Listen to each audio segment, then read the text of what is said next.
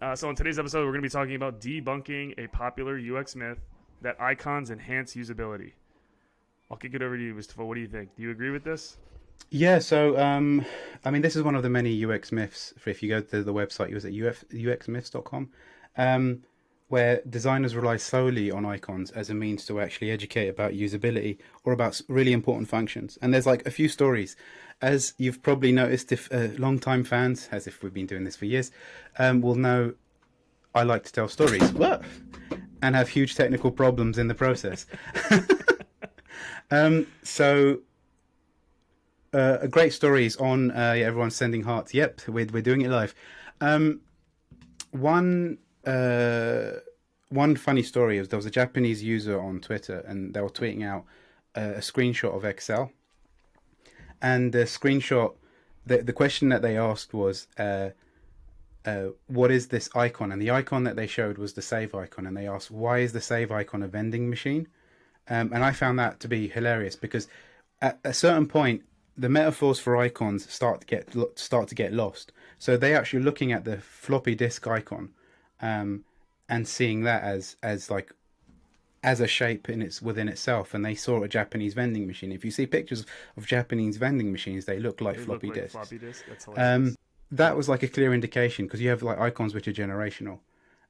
The other thing is like the story which I like to tell is when I was designing like a talk, my daughter walked into my study, um, and she saw like the save icon. She saw like the search icon, and she asked me if I was a detective, because magnifying glass, Sherlock Holmes. Kids in the UK have this metaphor of like detectives, but when that same save icon was actually shown in Yeah. rural India, uh, they asked why is the search icon. Amazon did this study when they showed the Indian rural users. They said, why is the search icon a ping pong paddle?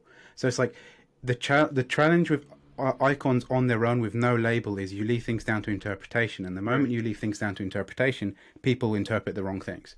So this is the danger of relying solely on icons. So the message is, if you're going to use iconography, always use a label, or as opposed to always read the label. So yeah, no, it's really Yeah. I mean, important. this is I think something that comes up a lot when you're trying to do redesigns.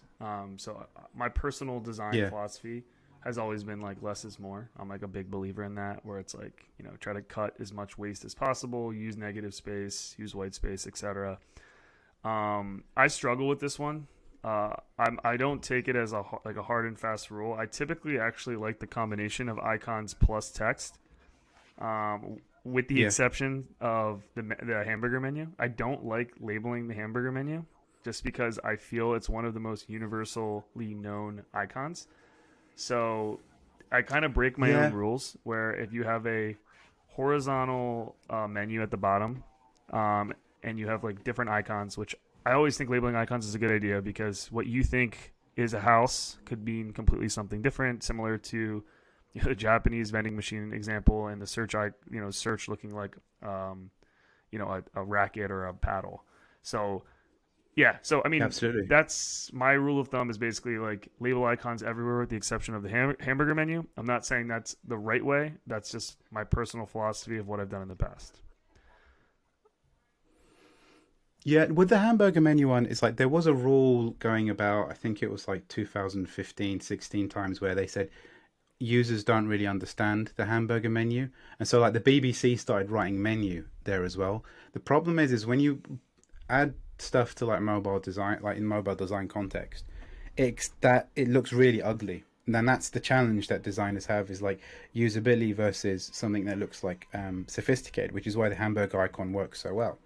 Um, but yeah, I think there may be a point where it's quite universal. The other thing though is I think when you put stuff behind a menu, like anything you hide will not be seen. And you have to assume like if you want users to tap or click on something, you have to make it as visible to the person. The most obvious thing always works. So I remember a while back I was doing some consulting for like Red Bull, and they had like an app. It was like a video. It was like a viral video app where people would share videos of themselves, and it would do battles. It doesn't exist anymore, and they were trying to get people to just engage with it. And I said the problem is with your designs is all of the icons which are tappable are really transparent, so no one knows that they're actually call to actions. make it ugly, as it were, make it really obvious that these are call to actions. And suddenly, when they did that, like engagement shot up by about 15% from what I can remember. So it's like you have to make these things obvious. People, if they don't know, they won't click, or they'll, people have this weird relationship with technology. If I tap this button, I might break it. The advantage to iconography is muscle memory. The first time a user sees something, they'll tap on it. They're trying to figure out what it is. The second time they'll see it, so they'll read the text the first time and they'll understand the icon. The second time, muscle memory, they'll see the image, they'll process it much more quicker. And so iconography is good in that way once the user understands what each symbol means. The challenge is in the beginning when the user first comes to a site. The other thing is international audience. If your audience is quite large, the same metaphors might not translate, hence the ping pong paddle and the magnifying glass. So you always have to be careful. But yeah, elegance, especially when you're on mobile sites, it's a challenge. Which is why sometimes, so like in with material design, they'll do like the active state has the label and the icon as a kind of balance between those things. But the most important thing is always put in front of you. You might be surprised by what you think. What are your thoughts on, so a lot of pushback I've heard in the past from other design agencies that I've worked with is that a lot of companies still side on icons, especially if it's a company based in a particular region and they feel confident about the icons that they select. But the pushback is, what about a hover? Isn't a hover enough? So if you're on a device, you put your mouse over it, you get a hover icon. Can you do hovers on iOS and Android, like on native? Can you have hover states? Well, there's a thing is, it's like you need a tap. That's the problem. You need a tap first. I mean, you can connect a mouse to a device, but how many people do that? So what you've seen, like news sites like The Guardian, I think for a while, when you tap, it will do like the active state, and the active state will give context to the story, because there's only a finite amount of space you can have before it looks broken, like titles and images. So when you tapped, it might do an accordion expand, but then you'd have to tap again, and that's the balance where you're asking the users to tap twice in order to do something, and that becomes like, well, you're losing in usability by gaining in some sort of like visual gain, but if someone just wants to do an action, just make it explicit. Like that's the thing.